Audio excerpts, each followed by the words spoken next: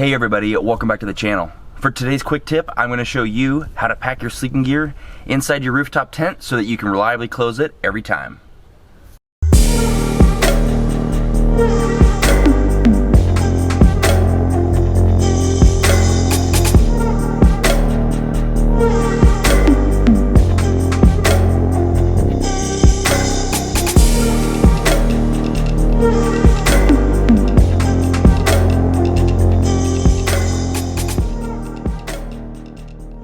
For the sake of this video, I brought back the two mattresses just so that I can show you how you can do this with your stock setup.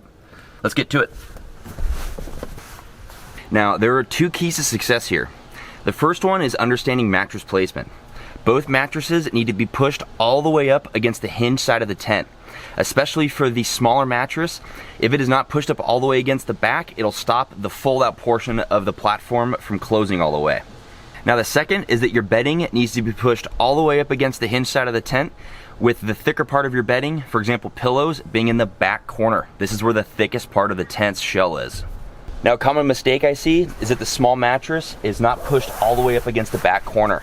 Again, this is necessary so that the metal fold out can close all the way down and sit flush.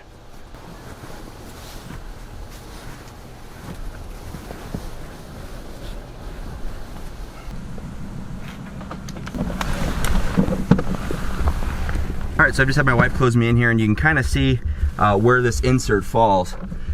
The edge of the fold out's right here. You want to make sure all of your bedding is inside of this.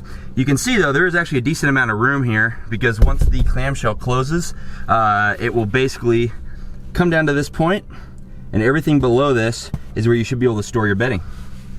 Now, probably unnecessary, but I also unzip the window as well and just basically leave the mesh one in for air to escape when you close it.